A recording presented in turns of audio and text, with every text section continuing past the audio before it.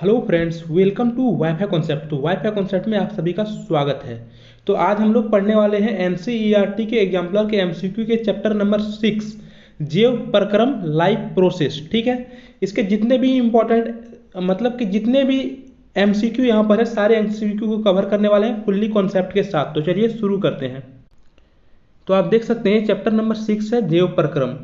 सबसे पहला आपका प्रश्न है इसमें कि निम्नलिखित में से कौन सा कथन स्वपोषी जीवों के लिए सही है। स्वपोषी जीव सबसे पहली बात है किसको बोलते हैं। स्वपोषी जीव उस जीव को बोलेंगे जो अपने से अपना भोजन तैयार करता हो। तो कौन हो जाएगा आपका, जैसे कि पेड़ पौधा हो गया है ना, प्लांट हो गया, ट्री हो गया, ये सारे जो आएंगे स्वपोषी के अंदर आएंगे। और मानव जो हो गया, जानवर हो गया, ये सारे परपोषी के अंदर आते हैं। तो यहाँ पर बोला गया है स्वपोषी के लिए कौन सा कथन सही नहीं है। तो वे कार्बोहाइड्रेटों का संश्लेषण कार्बन डाइऑक्साइड और जल से तथा सूर्य के प्रकाश एवं क्लोरोफिल की उपस्थिति में कर लेता है। तो देखिए पहला नंबर ही सही बता आपका सही बता रहा है। तो यहाँ पर पूछा गया था कि कौन सा कथन सही नहीं है, तो ये तो सही है। क्यों? क्योंकि देखिए पौधा क्या करता है, कार्बन डाइऑक्साइड को लेता है और जल को लेता है ना, H2O लेता है जड़ से और कार्बन डाइऑक्साइड लेता है वातावरण से, और इसको जो है सूर्य प्रकाश की उपस्थिति में, सूर्य के प्रकाश की उपस्थिति में एवं क्लोरोफिल की उपस्थिति में, ठीक है ना, दोनों की उपस्थिति में अभिक्रिया करता है और क्या करता है, अपना भोजन बनाता है। भोजन किस फॉर्म में बनाता है, ग्लूकोज के फॉर्म में, C6H12O6 के फॉर्म में बनाता है, जो कि ये क्या है, कार्बोहाइड्रेट होता है ना। तो इस प्रकार यहाँ पर ये कार्बोहाइड्रेट का निर्माण कर लेता है और साथ ही साथ यहाँ पर ऑक्सीजन का भी निर्माण करता है, O2 का। तो ये C6H12O6 एक कार्बोहाइड्रेट के रूप में निर्माण करता है। तो ऑप्शन नंबर ए इसका तो सही है, तो ये आंसर नहीं होगा। ऑप्शन नंबर 2 में बोला गया है कि वे कार्बोहाइड्रेट को स्टार्च के रूप में भंडारित करते हैं। जी हाँ, जितने भी आपका पादप हैं यानी कि पेड़ पौधे हैं या स्वपोषी हैं, वे अपने कार्बोहाइड्रेट जो बनाता है, भोजन जो बनाते हैं कार्बोहाइड्रेट के फॉर्म में, उसको स्टार्च के रूप में स्टोर करके रखते हैं। ठीक है, उसके बाद तीसरा नंबर में है कि वे कार्बन डाइऑक्साइड और जल को सूर्य के प्रकाश की उपस्थिति में कार्बोहाइड्रेटों में बदल देते हैं। ये बात गलत है। ठीक है, ठीक है, किस ये बात जो है गलत है, क्योंकि आप देखिए यहाँ पर कि आपका जो है वे जो है कार्बन डाइऑक्साइड और जल को सूर्य के प्रकाश की अनुपस्थिति में नहीं होगा, यहाँ पर उपस्थिति में होता है, सूर्य प्रकाश की उपस्थिति में कार्बोहाइड्रेट में बदलता है। ठीक है, तो इसलिए ये क्वेश्चन गलत है। और ऑप्शन नंबर डी में वे आहार श्रृंखलाओं में पृथक पोषी स्तर है। सही बात है, प्रथम पोषी स्तर है या फिर पृथक पोषी स्तर है, तो ये भी सही है। ठीक है, तो ऑप्शन नंबर सी सही नहीं है। तो कौन सा कथन सही नहीं, ऑप्शन नंबर सी। तो इसका आंसर क्या हो जाएगा, ऑप्शन नंबर सी एकदम सही आंसर हो जाएगा। अगला प्रश्न है जीवों के, ठीक है, जीवों के निम्नलिखित वर्गों में से किस वर्ग के जीव खाद्य पदार्थों को शरीर के बाहर ही पचाकर उसका अवशोषण कर लेता है। तो बताइए कि कौन सा जीव है जो क्या करता है, अपने भोजन को शरीर के बाहर ही पचा लेता है और उसका अवशोषण कर लेता है। तो मशरूम, हरे पौधे और अमीबा। तो ये तो नहीं होगा। ठीक है, क्योंकि आपका जो है मशरूम तो होगा, ठीक है, मशरूम तो हो जाएगा, लेकिन हरा पौधा और अमीबा नहीं होगा, क्योंकि हरा पौधा अपना भोजन खुद से बनाता है और यह किसी प्रकार के कोई खाद्य पदार्थों को शरीर के बाहर पाचन नहीं करता है। अब देखिए यहाँ पर option number B, yeast, mushroom, bread की फफूंद, ये बात सही है आपका। ऑप्शन नंबर बी सही आंसर हो जाएगा, क्योंकि ईस्ट, मशरूम, ब्रेड की जो फफूंद है, ये क्या करते हैं, खाद्य पदार्थों को पचा देते हैं और उसको पचाने के बाद बाहर ही, ठीक है, बाहर ही शरीर के अपने बाहर ही क्या करते हैं, पचा करके उसका अवशोषण कर लेते हैं। तो ये आपका सही आंसर हो जाएगा, क्योंकि देखिए ईस्ट, मशरूम और ब्रेड की जो फफूंद है ना, ये एक प्रकार का एक एंजाइम छोड़ता है और सामने में जो भी खाद्य पदार्थ रखा हुआ रहता है, मान लीजिए आपका देखिएगा ब्रेड में कभी कभी फफूंद टाइप का लग जाता है, तो वो क्या करते हैं, यहाँ पर एक एंजाइम छोड़ देते हैं, जिसकी वजह से काला काला आपका जो है ब्रेड हो जाता है। और जब ये एंजाइम छोड़ते हैं तो क्या करते हैं, ये खाद्य पदार्थ धीरे धीरे क्या होता है, खाद्य पदार्थ धीरे धीरे क्या होने लगता है, आपका पचने लगता है। ठीक है ना, और इसको जो है बाहर इस प्रकार से जो है खाद्य पदार्थों को शरीर के बाहर ही क्या करता है, पचा करके अपना अवशोषण कर लेते हैं एक एंजाइम के माध्यम से। तो इसका ऑप्शन नंबर बी सही आंसर हो जाएगा। अमर बेल तो नहीं होगा, अमर बेल दूसरे पौधे पर रहकर अपना भोजन को पाचन करता है, ये भी नहीं होगा। तो ऑप्शन नंबर बी ही सही आंसर है। ठीक है, देखिए आपका ऑप्शन क्वेश्चन नंबर 3 है, सही कथन चुनिए। विषमपोषी प्राणी अपने भोजन का संश्लेषण स्वयं नहीं करते हैं। बात तो सही है, विषमपोषी प्राणी जो है अपने भोजन का संश्लेषण निर्माण स्वयं करते हैं क्या, नहीं करते हैं, एकदम 100% सही है। तो ऑप्शन नंबर ए ही इसका सही आंसर हो जाएगा। स्वयं पोषी जो स्वपोषी होता है वही अपना भोजन स्वयं करते हैं। विषमपोषी के अंदर कौन आता है, मानव। तो मानव अपना भोजन का निर्माण जो खुद से करते हैं क्या, नहीं करते, दूसरे पर आश्रित रहते हैं, पेड़ पौधे से अपना भोजन प्राप्त करते हैं ना। चलिए, जैसे हम लोग सब्जी लेते हैं, कहाँ से लाते हैं? तो पेड़ पौधे में सब्जी का उत्पादन होता है और वहाँ से हम लोग उसका यूज करते हैं ना। चावल हो गया, गेहूँ हो गया, कुछ भी हो गया। क्वेश्चन नंबर 4 है आपके पास, मानव के आहार नाल के विभिन्न भागों का सही क्रम कौन सा है? तो देखिए, अगर आहार नाल की मानव की अगर बात करते हैं ना, तो पहले हम लोग भोजन को क्या करते हैं? मुख में डालते हैं। मुख में डालने के बाद हम लोग जब मुख में डाल लेते हैं, तो मुख में डालने के बाद भोजन कहाँ जाता है? ग्रसिका में जाता है। ग्रसिका में जाने के बाद भोजन जाता है आपका अमाशय में, ठीक है। और अमाशय में जाने के बाद आपका भोजन जाता है बड़ी आंत में। कहाँ पर? सॉरी, छोटी आंत में, ठीक है, छोटी आंत में। और छोटी आंत में जाने के बाद आपका जाता है बड़ी आंत में, और बड़ी आंत के बाद आपका कहाँ चल जाता है? एनस से होते हुए पाचन क्रिया के माध्यम से बाहर निकल जाते हैं, ठीक है। तो देखिए, मुख, उसके बाद अमाशय, तो ये गलत हो गया। मुख, उसके बाद ग्रसिका, सही है, उसके बाद अमाशय, ठीक है। फिर बड़ी आंत नहीं, इसके बाद छोटी आंत, ये भी गलत हो गया। मुख, अमाशय, ग्रसिका, छोटी आंत, फिर बड़ी आंत। ऑप्शन नंबर सी एकदम सही आंसर हो जाएगा। ऑप्शन नंबर सी 4 का सही आंसर हो जाएगा। सॉरी, यहाँ पर गलती हो जाएगा, क्योंकि यहाँ पर जी अमाशय दिया हुआ है मुख के बाद। मुख के बाद अमाशय नहीं होता है ना, मुख के बाद ग्रसिका होगा, उसके बाद अमाशय होगा, उसके बाद छोटी आंत, उसके बाद बड़ी आंत। तो ऑप्शन नंबर डी सही आंसर हो जाएगा, ठीक है। याद रखिएगा, पहले भोजन को कहाँ पर जाता है? मुख में, मुख से फिर ग्रसिका में, ग्रसिका से फिर अमाशय में। और यहाँ पर छोटी आंत और बड़ी आंत में बच्चे कंफ्यूजन करते हैं, पहले आएगा छोटी आंत में, उसके बाद बड़ी आंत में, और फिर एनस के माध्यम से भोजन बाहर निकल जाता है ना, वेस्टेज के रूप में। अगला प्रश्न आपके पास, यदि लार में लार एमाइलेज की कमी हो, तब मुख गुहा में कौन सी घटना प्रभावित होती है? देखिए, लार से एक प्रकार का एक एंजाइम निकलता है जिसका नाम है एमाइलेज, ठीक है। क्या नाम है? एमाइलेज, इसको याद रखिएगा। और ये एमाइलेज जो है, ठीक है, बोल रहा है इसकी जब कमी हो जाती है तो मुख गुहा में कौन सी घटना होती है? तो प्रोटीन का एमिनो अम्ल में विघटित होना, प्रोटीन का एमिनो अम्ल में विघटित होना, स्टार्च का शर्करा में विघटित होना, ये जो है आपका प्रभावित हो जाती है। स्टार्च का शर्करा में विघटित होना, क्योंकि देखिए एमाइलेज जो एंजाइम है ना, ये क्या करता है, ये जो स्टार्च होता है, ठीक है, स्टार्च जो होता है, जैसे ही भोजन लेते हैं तो स्टार्च जो होता है आपका, उसमें स्टार्च को ये क्या करता है? शर्करा में, ग्लूकोज में परिवर्तित कर देता है। यानी कि ग्लूकोज किसको बोलते हैं? शर्करा को बोलते हैं। तो ग्लूकोज में परिवर्तित कर देता है। तो ये जब कमी इसका होने लगा, तो ये परिवर्तन इसको में अच्छा से नहीं कर पाएगा, तो इसलिए ये जो क्रिया है प्रभावित होगा, ठीक है। तो ऑप्शन नंबर बी आपका सही आंसर हो जाएगा। चलिए, आपका 6 नंबर में क्या दिया गया है? 6 नंबर क्वेश्चन है कि अमाशय का स्तर निम्नलिखित में से एक की उपस्थिति के कारण सुरक्षित बना रहता है। किसकी उपस्थिति के कारण? इसका सिंपली याद रखिए, श्लेष्मा की उपस्थिति के कारण अमाशय का जो स्तर है सुरक्षित बना रहता है, ठीक है। आगे देखिए, अब पेप्सिन यहाँ पर क्या करता है? पेप्सिन का काम क्या होता है? पेप्सिन क्या करता है? प्रोटीन को पेप्टॉन्स में, तो पेप्सिन जो है प्रोटीन को पेप्टॉन्स में बदल देती है। पित्त रस जो है, पित्त रस कहाँ से निकलता है? पित्त रस लीवर से निकलता है, इतना याद रखिएगा। और लीवर से निकल करके पित्ताशय में जमा हो जाता है, पित्ताशय में जमा होता है, निकलता कहाँ से? लीवर से जमा होता है पित्ताशय में। और ये भोजन को क्षारीय बना देता है, क्योंकि पित्त रस का पीएच मान होता है 7.7, जो कि हल्का क्षारीय होता है, और ये जो है भोजन को क्षारीय बना देता है। लार एमाइलेज तो आपको पता ही होगा, ये क्या करता है? स्टार्च को ग्लूकोज में बदल देता है। आहार नाल का कौन सा भाग यकृत से पीत रस प्राप्त करता है? तो आहार नाल का कौन सा भाग जो है यकृत से पीत रस प्राप्त करता है? तो आपका सही आंसर इसका जो होगा कौन सा हो जाएगा? कहने का मतलब ये है कि लीवर से जो पीत रस निकलता है, ठीक है, वह आहार नाल के किस भाग में जा करके भोजन के साथ मिलता है? तो ये छोटी आंत में इसका सही आंसर हो जाएगा, ठीक है। छोटी आंत में जाकर के पीत रस मिल जाता है, तो ऑप्शन नंबर बी सही आंसर हो जाएगा। लेकिन जमा कहाँ होता है? गॉल ब्लैडर में, ये पॉइंट याद रखिएगा। आयोडीन का घोल की कुछ बूंदें चावल के पानी में डाली गई, चावल का पानी नीले काले रंग का हो गया, इससे पता चलता है कि चावल के पानी में क्या है? देखिए, यह क्वेश्चन सेम टू सेम आया था आपका ग्रुप डी के एग्जाम में, ठीक है। सिर्फ यहाँ पर एक जरा चेंजेस क्या किया था, चावल के स्थान पर आलू दिया हुआ था। तो देखिए, चावल के पानी में क्या होता है आपको पता है? जटिल प्रोटीन होती है, सरल प्रोटीन होती है, वसाएं होती है, या स्टार्च होता है। तो चावल के पानी में स्टार्च होता है, ठीक है। स्टार्च यानी कि कार्बोहाइड्रेट होता है, जिस वजह से क्या होता है, जब आयोडीन का घोल इसमें डालेंगे तो रिएक्शन करेगा, और रिएक्शन करने के बाद ये नीले काले रंग का हो जाता है। तो ऑप्शन नंबर डी सही आंसर हो जाएगा। आहार नाल के किस भाग में भोजन अंतिम रूप से पचता है? तो देखिए, अंतिम रूप से भोजन कहाँ पर पचता है? अमाशय में, मुख गुहा में, बड़ी आंत में, या फिर छोटी आंत में? तो सभी को पता होना चाहिए, अंतिम रूप से भोजन पचता है आपका छोटी आंत में, ठीक है। छोटी आंत में जाकर के भोजन पूर्ण रूप से पचता है। इसलिए बोला जाता है भोजन का पूर्ण रूप से पाचन जो है शरीर के किस आहार नाल के किस भाग में होता है, तो छोटी आंत में होता है। अगला प्रश्न है, और यही छोटी आंत से ही आपका क्या होता है, न्यूट्रिशन जो है आपका शरीर में न्यूट्रिशन का प्राप्ति होता है ना, चाहे विटामिन हो चाहे प्रोटीन हो, जो भी हो आपका इसी के माध्यम से छोटी आंत में ही जाकर के क्या होता है, इसका अवशोषण होकर के क्या होता है, प्राप्त होता है शरीर को, बॉडी को, है ना।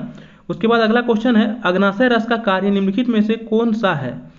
अग्नाशय का जो रस है, ठीक है, अग्नाशय से निकलने वाली जो अग्नाशय रस है उसका क्या कार्य है, ट्रिप्सिन। तो ट्रिप्सिन यहाँ पर बात कर रहा है, अग्नाशय से ही ट्रिप्सिन निकलता है ना। पेप्सिन आपका कहाँ से निकलता था, पेप्सिन अमाशय से निकलता था, जो क्या करता था, प्रोटीन को पेप्टॉन्स में बदलता था। और ट्रिप्सिन जो है यह अग्नाशय से निकलता है, ठीक है।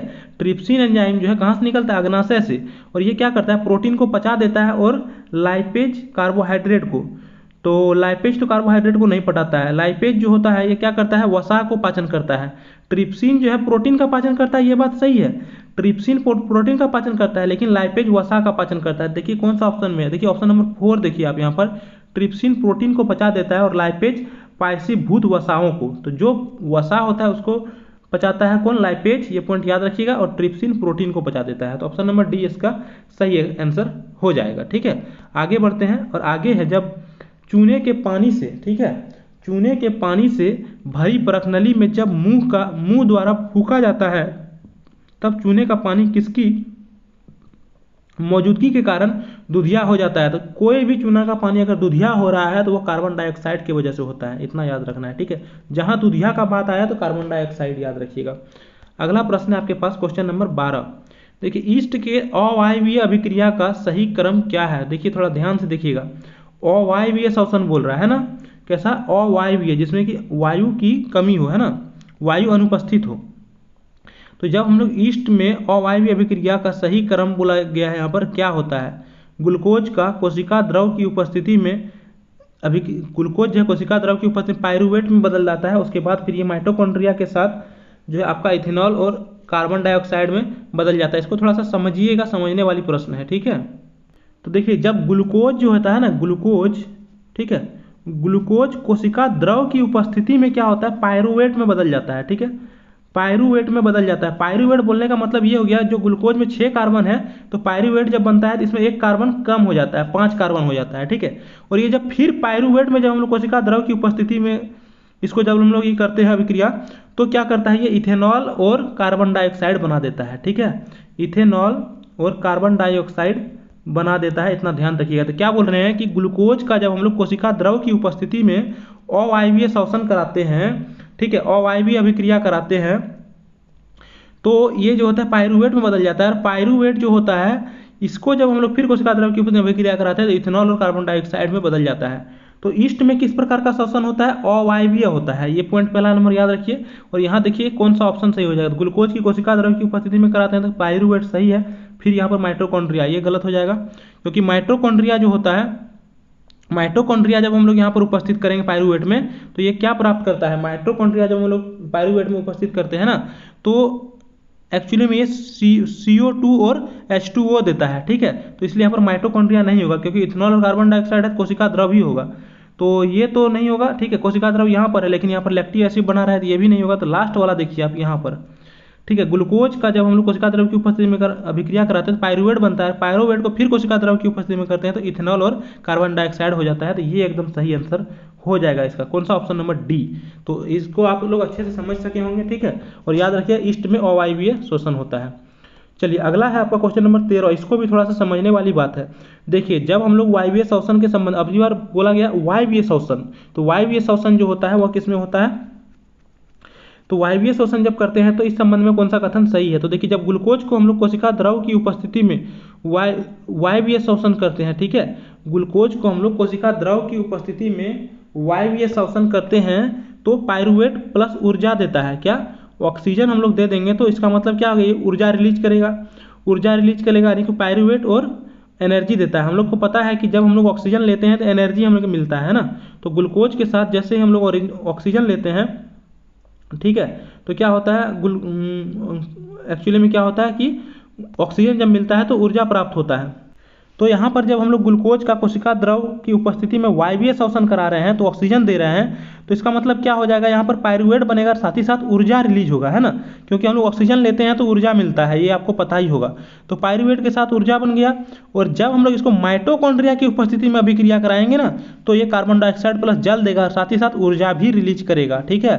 माइटोकॉन्ड्रिया के हम लोग उपस्थिति में जब हम लोग पायरुवेट और ऊर्जा की अभिक्रिया कराते हैं तो पायरुवेट जो है CO2 प्लस H2 में बदल जाता है और ऊर्जा यहाँ पर रिलीज हो जाती है। तो इसका आंसर जो हो जाएगा ऑप्शन नंबर डी एकदम सही आंसर हो जाएगा। जरा ध्यान में रखिएगा इसको कि वायवीय श्वसन जो होता है वह माइटोकॉन्ड्रिया यानी कि में होता है, माइटोकॉन्ड्रिया में, ठीक है, ये आपको ध्यान में रखना है, ठीक है। और ग्लूकोज को कोशिका द्रव की उपस्थिति में जब हम लोग वायवीय श्वसन करते हैं पायरुवेट और ऊर्जा प्राप्त होता है, इसको फिर हम लोग वायवीय श्वसन करते हैं माइटोकॉन्ड्रिया की उपस्थिति में, CO2 plus H2O plus energy प्राप्त होता है। तो ये पॉइंट याद रखिएगा।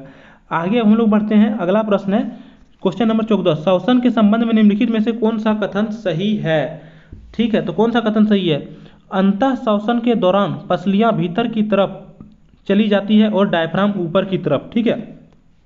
तो इसमें आपको फिगर देखना पड़ेगा, तो यहाँ पर मैं फिगर नहीं लिया हूँ लेकिन फिर भी बताने का प्रयास कर रहा हूँ। तो देखिए जब बोल रहा है अंतः श्वसन के दौरान, जब हम लोग श्वसन करते हैं, जब सांस लेते हैं तो क्या करता है, पसलियां भीतर चली जाती है, नहीं, पसलियां ऊपर की ओर उठ जाती है ना।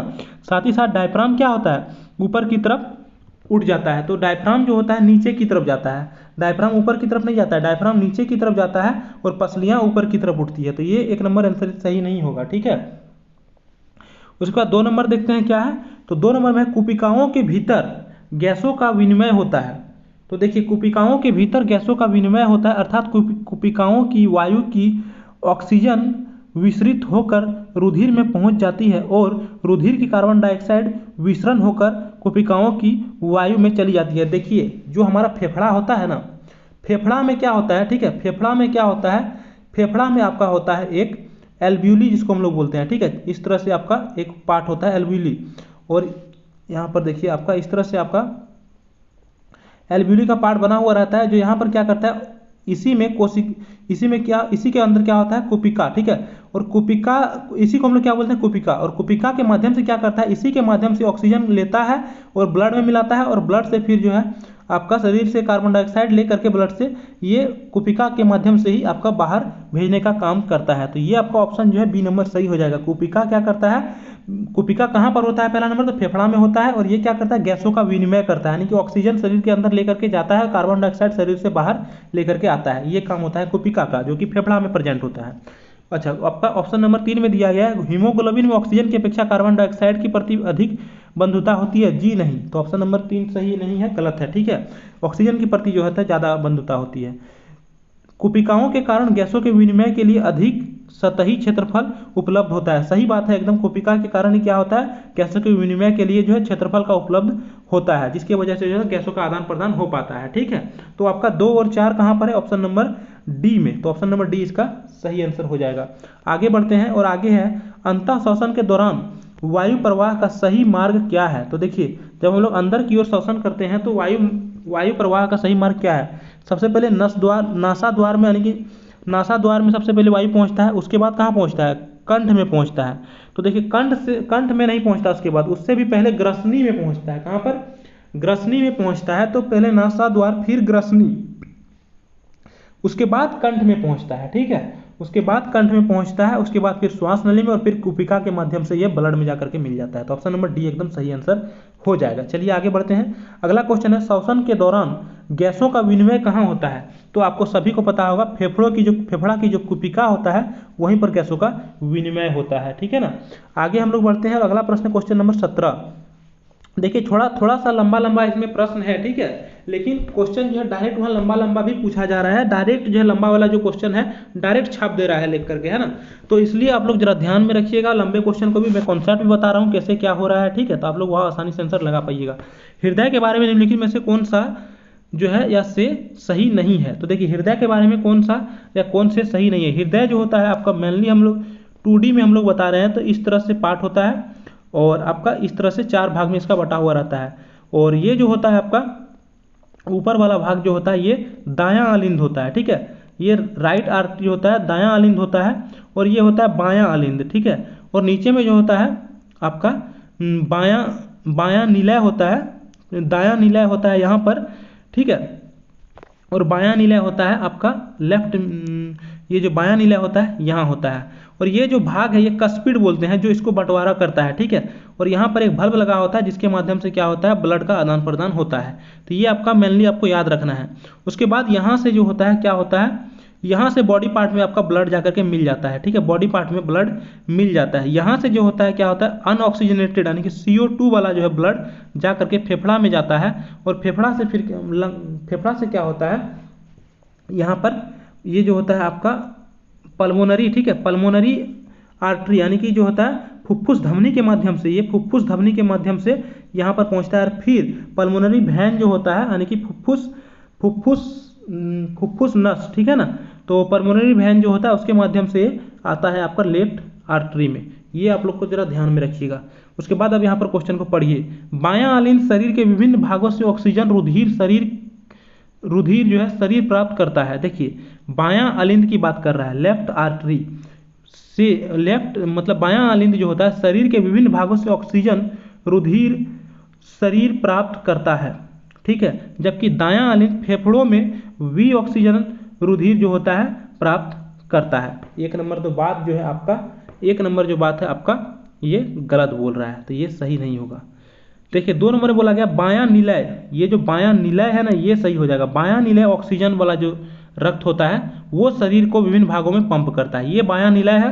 और यहाँ से आता है ऑक्सीजन वाला रक्त और ये बायां अलिंद के माध्यम से बायां निलय में पहुँचता है। और बायां निलय से फिर क्या होता है आपका, ये बॉडी में जाकर के ये पहुँच जाता है। तो ये बात सही बोल रहा है कि बायां निलय ऑक्सीजन रुधिर को शरीर के विभिन्न भागों में पंप करता है। जबकि दायां निलय जो होता है, ये दायां निलय वी ऑक्सीजन रुधिर यानी कि वी ऑक्सीजनित रुधिर किसको बोलते हैं, इसमें कार्बन डाइऑक्साइड मिला हो जो अशुद्ध हो, ये क्या करता है, वी ऑक्सीजनित रुधिर को फेफड़ों में पंप करता है। बात सही है, तो ये आपका सही आंसर हो जाएगा ऑप्शन नंबर 2। साथ ही साथ अब आगे देखते हैं, बाएं अलिंद में से ऑक्सीजनित रुधिर दाएं निलय में चला जाता है। तो देखिए बायां अलिंद कौन सा हो गया, बायां अलिंद आपका ये वाला हो गया। बाएं अलिंद में से जो ऑक्सीजन वाला रुधिर है ये दाएं निलय में चला जाता है। ये पॉइंट जो है आपका दाएं निलय में चला जाता है। तो ये पॉइंट आपको क्या बता रहा है, ये पॉइंट आपको गलत बता रहा है, क्योंकि ये दाएं कहाँ जाएगा, दाएं अलिंद में जाएगा, दाएं निलय में नहीं जाएगा, ठीक है। तो ये आपका गलत हो गया 3 नंबर। उसके 4 नंबर देखिए, दायां अलिंद शरीर के विभिन्न भागों से, जो दायां अलिंद है ये वाला दायां अलिंद है, ठीक है। और दायां अलिंद जो होता है शरीर के विभिन्न भागों से वी ऑक्सीजन वाला जो रक्त होता है, हाँ शरीर के वी ऑक्सीजन वाला रक्त यानी कार्बन डाइऑक्साइड वाला रक्त जो है ये शरीर से जो होता है क्या करता है, ये कार्बन डाइऑक्साइड वाला रक्त को लेता है कौन, दायां अलिंद। और ये जो है कार्बन डाइऑक्साइड वाला यानी वी ऑक्सीजनित रक्त को लेकर के जबकि बायां निलय लेता है, ठीक है। और बायां निलय जो है ये बायां निलय जो होता है ये बायां निलय जो क्या करता है, ऑक्सीजन रुधिर को शरीर के विभिन्न भागों में पंप करता है। सही बात है।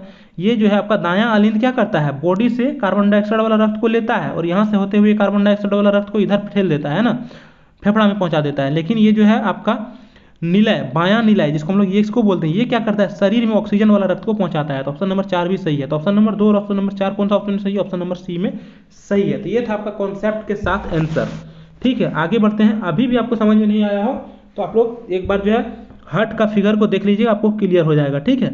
क्वेश्चन नंबर 18 में है, संकुचन के दौरान निम्नलिखित में से कौन सी संरचना हृदय के भीतर रुधिर को वापस विपरीत दिशा में बहाने से रोकती है।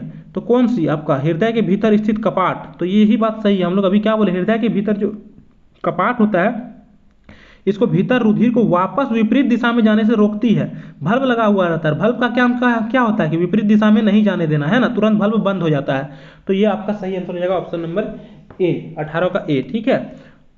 क्वेश्चन नंबर 19 में है, एकल परिसंचरण अर्थात शरीर के होकर एक चक्र के दौरान रुधिर का हृदय में होकर केवल एक बार प्रवाहित होना निम्नलिखित में से किन में पाया जाता है। ये तो मानव में तो नहीं पाया जाएगा, क्योंकि यहाँ पर द्विपरिसंचरण होता है, मानव में एक तरफ से ऑक्सीजन जाता है दूसरी तरफ से आता है। तो देखिए लेबियो कैमेलियन और सैलामेंडर। तो आपका जो है ऑप्शन नंबर 1 तो गलत है, इसमें नहीं होता है, ठीक है। ये सब नाम याद रख लीजिएगा आप लोग। उसके बाद हिप्पोकैम्पस और एक्जोसीटस और एनाबस, सही है। हिप्पोकीटस और एक्जोसीटस और एनाबस, ये तीनों को याद रखिए कि हिप्पोकैम्पस, एक्जोसीटस और एनाबस। अगर डायरेक्ट क्वेश्चन अगर दे देता है इस तरह का ना तो मजा आ जाएगा एकदम, यही सही आंसर हो जाएगा, ठीक है। इसमें एकल परिसंचरण होता है रक्त का। आगे क्वेश्चन बढ़ते हैं। एकदम इजीली आप लोग वहाँ पर आंसर दे पाएंगे अगर डायरेक्ट क्वेश्चन पूछा जाएगा तो, और पूछा जा रहा है, ठीक है ना। निम्नलिखित कशेरुकी समूह या समूहों में हृदय ऑक्सीजन रुधिर को शरीर के विभिन्न भागों में पंप नहीं करता है। तो देखिए निम्नलिखित में से कौन कशेरुकी समूह है जिसमें हृदय जो है यानी कि हार्ट के माध्यम से ऑक्सीजन रुधिर को शरीर में पंप नहीं करता, यानी कि बिना हार्ट के माध्यम से जो है शरीर में रुधिर पंप करता है, ऐसा कौन सा स्पीसीज का समूह है। तो पिसीज और एम्फीबिया, तो पिसीज और एम्फीबिया ये नहीं होगा, ठीक है। पिसीज और एम्फीबिया क्या करता है, ऑक्सीजन का, एम्फीबिया जितना भी है ये हृदय इसमें होता है, ठीक है ना। एम्फीबिया जितना भी हृदय होता है तो इसमें भी नहीं होगा, केवल पिसीम होगा, पिसीज होगा, ठीक है, केवल पिसीज। तो ऑप्शन नंबर डी इसका सही आंसर हो जाएगा, ठीक है। आगे हम लोग बढ़ते हैं, धमनियों का वर्णन करने के लिए सही कथन क्या है। धमनी का काम क्या होता है, धमनी और शीरा दोनों का आप लोग काम हम बता देते हैं। धमनी जो होता है ये क्या करता है, ऑक्सीजन युक्त रक्त को क्या करता है, धमनी ऑक्सीजन युक्त रक्त को हार्ट आपका फेफड़ा से लेकर के ब्लड में लेकर के जाता है। फेफड़ा से कहाँ पर लेकर के जाता है, शरीर में लेकर के जाता है, वैन में लेकर के जाता है, ब्लड में लेकर के जाता है। जबकि शीरा क्या काम होता है, ये जो होता है अनऑक्सीजनेटेड यानी कार्बन डाइऑक्साइड वाला रक्त को फेफड़ा में लाता है, ठीक है। तो ये पॉइंट दोनों को याद रखिएगा। तो इसकी भित्तियां मोटी और प्रत्यास्थ होती है यानी कि लचीला होता है, और इसमें रुधिर उच्च दाब के साथ बहाता है। तो सही बात है, ये ब्लड प्रेशर के साथ जो है धमनी जो है प्रेशर के साथ उच्च दाब के साथ बहाता है, ठीक है। और ये विभिन्न अंगों से रुधिर एकत्रित करके वापस हृदय में पहुंचाता है। तो वापस ये हृदय में पहुंचाने का काम नहीं करता है, ये गलत हो गया। अच्छा, इनकी भित्तियां पतली होती है और इसके भीतर कपाट होते हैं। इसमें रुधिर कम दाब तो होगा ही नहीं, अधिक दाब से ये प्रेशर करता है ना। इसकी भित्तियां मोटी एवं प्रत्यास्थ होती है, इसमें रुधिर कम दाब नहीं होगा, अधिक दाब होता है।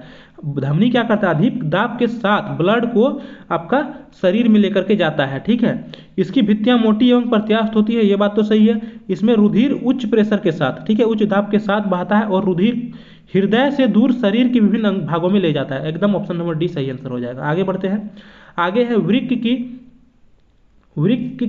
किसको बोलते हैं, किडनी को बोलते हैं ना, कि निस्यंदक इकाइयों को कहते हैं। तो वृक्क का जो है यूनिट जो होता है यानी कि जो इकाई है उसको हम लोग क्या बोलते हैं, आपको उसका हम लोग बोलते हैं आपका नेफ्रॉन। क्या बोलते हैं, किडनी का इकाई क्या होता है, नेफ्रॉन होता है, ठीक है। शुद्धिकरण का काम करता है आपका, जो कि आपका क्या करता है, मूत्र को शुद्धिकरण का काम कौन करता है, किडनी, ठीक है। और न्यूरॉन किसका इकाई होता है, फंक्शनल यूनिट होता है, तो ये होता है आपका जाकर के ब्रेन का, ठीक है, ब्रेन का, याद रखिएगा। चलिए आगे है क्वेश्चन नंबर 23, प्रकाश संश्लेषण प्रक्रिया के दौरान उत्पन्न होने वाले ऑक्सीजन कहाँ से प्राप्त होता है। तो देखिए हम लोग जानते हैं प्रकाश संश्लेषण जो होता है ये कार्बन डाइऑक्साइड प्लस H2O जल लेकर के जो है प्रकाश की उपस्थिति में ग्लूकोज बनाता है, C6H12O6 बनाता है, ठीक है, और प्लस O2 बनाता है ना। तो ये जो कार्बन वाला जो होता है, ये ग्लूकोज जो बनाता है ये इससे बनाता है, ठीक है। कार्बन डाइऑक्साइड से ग्लूकोज बनाता है, लेकिन ये जल से ऑक्सीजन बनाता है। जल से ऑक्सीजन प्राप्त होता है और कार्बन डाइऑक्साइड से ग्लूकोज प्राप्त होता है प्रकाश संश्लेषण की अभिक्रिया में। और इसका क्या हो रहा है यहाँ पर, इसका जो हो रहा है आपका ऑक्सीजन हट रहा है आपका यहाँ से, ठीक है। तो इसका क्या हो जाएगा आपका ऑक्सीकरण, ठीक है। और इसका क्या हो रहा है यहाँ पर, सॉरी यहाँ पर जो है इसका ऑक्सीजन तो जुड़ रहा है, ज़्यादा हो रहा है ऑक्सीजन, ठीक है ना, 2 से 6 हो रहा है। तो आपका यहाँ पर जो है क्या हो रहा है, इसका ऑक्सीकरण हो रहा है, लेकिन यहाँ पर ऑक्सीजन हट रहा है H से, तो इसका रिडक्शन हो रहा है, ठीक है। ऑक्सीजन का हटना रिडक्शन कहलाता है, ऑक्सीजन का जुड़ना ऑक्सीकरण कहला रहा है। तो ये पॉइंट भी डायरेक्ट पूछा जाता है, किसका ऑक्सीकरण होता है और किसका रिडक्शन।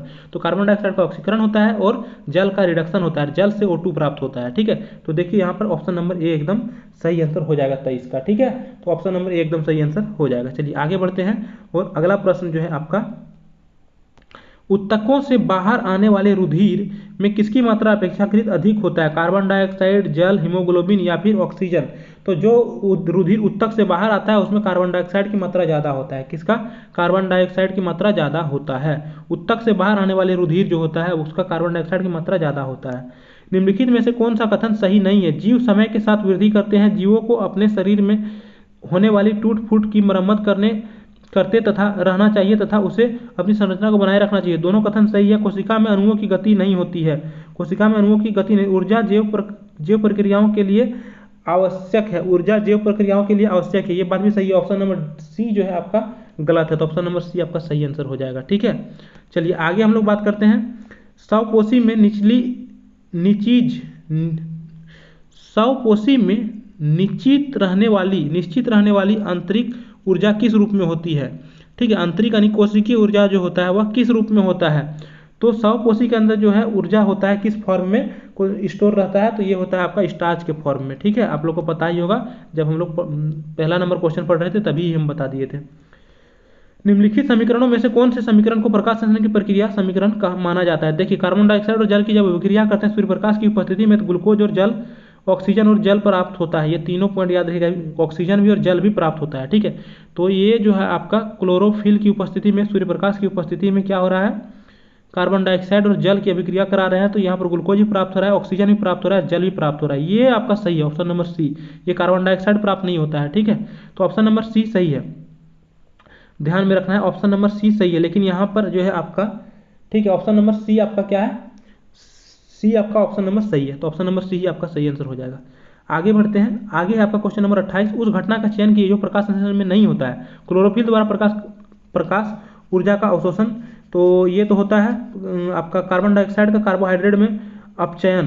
कार्बन डाइऑक्साइड का कार्बोहाइड्रेट में क्या होता है? अपचयन होता है। तो आपका कार्बन डाइऑक्साइड का कार्बोहाइड्रेट में अपचयन होता है। देखिए, यहाँ पर हम अभी बताए थे आपको कि जो कार्बन डाइऑक्साइड है उसका ऑक्सीकरण होता है, तो कार्बन डाइऑक्साइड का ऑक्सीकरण हो रहा है, इसका मतलब क्या हो रहा है? कार्बन डाइऑक्साइड क्या होता है? रिड्यूसिंग एजेंट है, यानी कि उसका क्या हो रहा है? अपचयन हो रहा है। उसके बाद कार्बन का क्या हो रहा था? कार्बन का कार्बन डाइऑक्साइड में उपचयन, कार्बन का जो है कार्बन डाइऑक्साइड में उपचयन होता है? नहीं, उपचयन नहीं होता है, उसका क्या होता है? अपचयन होता है, रिडक्शन होता है। तो ये वाला आपका गलत बता रहा है, तो यही आंसर आपका सही हो जाएगा। प्रकाश ऊर्जा का रासायनिक ऊर्जा में परिवर्तन करता है, ये बात सही है, तो ऑप्शन नंबर सी एकदम सही आंसर हो जाएगा। उसका अपचयन नहीं होता है, उपचयन होता है, रिड्यूस होता है, क्योंकि उसका ऑक्सीकरण हो रहा है। तो ऑक्सीकरण हो गया तो वो रिड्यूसिंग एजेंट हो गया, यानी कि अपचयन उसका हो रहा है। ठीक है, चलिए अगला क्वेश्चन है क्वेश्चन नंबर 29। पौधों में रंध्रों का खुला तथा बंद होना किस पर निर्भर करता है? तो एकदम बहुत बढ़िया क्वेश्चन है, ये क्वेश्चन आ चुका है। ठीक है, ये क्वेश्चन आपका आ चुका है, तो ध्यान में रखना है। ठीक है, ये आपका जो है द्वार कोशिकाओं के अंदर उपस्थित जल पर निर्भर करता है। ये क्वेश्चन आ चुका है, ध्यान में रखिएगा। जल वाष्प वहां पर दिया हुआ था सिर्फ। ठीक है, तो आपका जो कोशिका द्रव होता है, देखिए इस प्रकार से कुछ रंध्र होते हैं। ठीक है, आपका इस प्रकार से कुछ होते हैं। ठीक है, इसी तरह से होते हैं, और यहाँ पर से क्या करता है? ये खोलता है और यहाँ से ऑक्सीजन को छोड़ता है, कार्बन डाइऑक्साइड को अंदर लेके जाता है पत्ती के अंदर। ठीक है, और इसमें छोटा छोटा क्या होता है? जलवाष्प होते हैं, और यही क्या करता है? अंदर उपस्थित जलवाष्प जो होता है रंध्रों को क्या करता है? इस भाग को खोलना और बंद करने का काम करता है। इसको इस प्रकार खोलता है, फिर बंद करता है, तो ये काम होता है आपका जलवाष्प का। ठीक है, तो ऑप्शन नंबर सी सही आंसर हो जाएगा। अधिकांश पौधे नाइट्रोजन को किस रूप में अवशोषित करते हैं? तो सभी को पता होगा, एक तो नाइट्रेट के रूप में, दूसरा नाइट्राइट के रूप में भी वायुमंडल में उपस्थित नाइट्रोजन। तो देखिए आपका सही आंसर जो होगा आपका, एक तो नाइट्रेट और नाइट्राइट के रूप में करते हैं। ठीक है, और दूसरा आपका जो करते हैं वह करते हैं आपका यूरिया। ठीक है, तो अधिकांश पौधे नाइट्रोजन को किस रूप में अवशोषित करते हैं? यूरिया के माध्यम से भी करते हैं, और यूरिया के फॉर्म में भी, और नाइट्रेट और नाइट्राइट के फॉर्म में भी आपका ये अवशोषण करते हैं। तो 2 और 3 इसका सही आंसर हो जाएगा। प्रोटीन और वायुमंडल नाइट्रोजन, ये गलत बात है। ठीक है, तो 2 और 3 आपका ऑप्शन नंबर बी आंसर सही हो जाएगा 30 का। आगे बढ़ते हैं, क्वेश्चन नंबर 31 की ओर बढ़ते हैं। तो क्वेश्चन नंबर 31 में बोला गया है, पाचन क्षेत्र में भोजन के साथ मिलने वाला पाचक पहला एंजाइम कौन सा होता है? सभी को पता है, लार में ही क्या मिलता है? एमाइलेज मिलता है, जो क्या करता है? स्टार्च को ग्लूकोज में बदलने का काम करता है ना। तो ऑप्शन नंबर सी एकदम सही आंसर हो जाएगा। आगे हम लोग बात करते हैं क्वेश्चन नंबर 32, और निम्नलिखित में से कौन सा या से कथन सही है? तो देखिए, पायरुवेट जो होता है वह ईस्ट की सहायता से इथेनॉल और कार्बन डाइऑक्साइड में बदला जाता है, ये बात सही है। और ये जो होता है अवायवीय श्वसन अभिक्रिया के माध्यम से होता है। ठीक है, वायवीय जीवाणुओं में किण्वन होता है, जी नहीं, गलत है, ये अवायवीय जीवाणुओं में किण्वन होता है। ठीक है, माइटोकॉन्ड्रिया में किण्वन होता है, ये बात भी गलत है। किण्वन जो होता है अवायवीय श्वसन का एक रूप है, ये बात सही है। तो ऑप्शन नंबर 1 और ऑप्शन नंबर 4 सही है। इसका जो हम लोग पूरे विश्लेषण डिटेल्स में हम लोग बताए थे पीछे का क्वेश्चन में, है ना। तो उस क्वेश्चन को अगर आप लोग यहाँ पर डायरेक्ट देख रहे हैं तो उस क्वेश्चन को जरूर देख लीजिएगा, आपको यहाँ पर सारा क्लियर हो जाएगा। तो ऑप्शन नंबर सी इसका सही आंसर हो जाएगा 32 का। आगे बढ़ते हैं, तो क्वेश्चन नंबर 33 आता है, और पूछा गया ऑक्सीजन की कमी से क्रिकेटर के खिलाड़ियों को पेशियों में प्रायः खिंचाव उत्पन्न होने लगता है, इसका कारण क्या है? देखिए, पायरुवेट जो होता है यह लैक्टिक अम्ल में बदल जाता है। जब ऑक्सीजन की बॉडी में अनुपस्थिति होने लगता है, कमी होने लगता है, तो उसमें क्या होता है? पायरुवेट लैक्टिक एसिड में बदल जाता है, और उसी लैक्टिक एसिड की वजह से थकान महसूस होने लगता है। तो याद रखिएगा, ठीक है। ऑप्शन नंबर डी सही आंसर इसका हो जाएगा। आगे बढ़ते हैं, हमारे शरीर में मूत्र का सही मार्ग चुनिए। तो सही मार्ग क्या होगा? सबसे पहले वृक्क है ना, वृक्क से आएगा आपका मूत्र नली है ना, वृक्क से आएगा मूत्र नली नली और मूत्र नली से आएगा आपका मूत्राशय और मूत्राशय से आएगा आपका मूत्र मार्ग। तो ऑप्शन नंबर 3 सही हमको दिख रहा है, ऑप्शन नंबर सी। सबसे पहले वृक्क, वृक्क से फिर आता है आपका मूत्र नली में और मूत्र नली से फिर मूत्राशय में आता है, मूत्राशय मूत्र मार्ग के माध्यम से ये बाहर निकल जाता है। तो ये आपका ऑप्शन नंबर सी सही आंसर। देखिए अब लास्ट क्वेश्चन है और लास्ट क्वेश्चन जो है आपका, देखिए यहाँ पर इसको भी हम लोग कवर अभी बता देंगे, ठीक है। लेकिन वीडियो आप लोग को जो मैं बताया, जितने भी आपको कॉन्सेप्ट दिया इस वीडियो के माध्यम से, वो कैसा लगा आप लोग को ये बताइएगा और अच्छा लगा तो एक बार लाइक कीजिएगा, क्योंकि आपका लाइक से ही हमारा मोटिवेशन मिलता है, ठीक है। और कमेंट करके बताइएगा फिर नेक्स्ट चैप्टर हम कौन सा अपलोड करें। चलिए, और यह क्वेश्चन जो है आपका, मानवों के ऊतकों में ऑक्सीजन की कमी होने के कारण पाइरूवेट अम्ल किस कोशिकांग के भीतर लैक्टिक अम्ल में बदल जाता है? कोशिका द्रव में, क्लोरोप्लास्ट में, माइटोकॉन्ड्रिया में या फिर गोल्गी कैंड में? तो सभी को पता होगा कोशिका द्रव में, है ना, कोशिका के अंदर जो कोशिका द्रव होता है उसमें। तो ऑप्शन नंबर आपका ए एकदम सही आंसर हो जाएगा, ठीक है। तो बहुत बहुत धन्यवाद वीडियो को देखने के लिए। मिलते हैं फिर नेक्स्ट वीडियो में। वीडियो अगर अच्छा लगे तो एक बार लाइक जरूर कीजिएगा दोस्तों, और चैनल को सब्सक्राइब करके चैनल से जुड़ जाइए, क्योंकि इसी तरह का वीडियो मिलते रहेगा आप लोग को इस चैनल में, ठीक है। Thank you.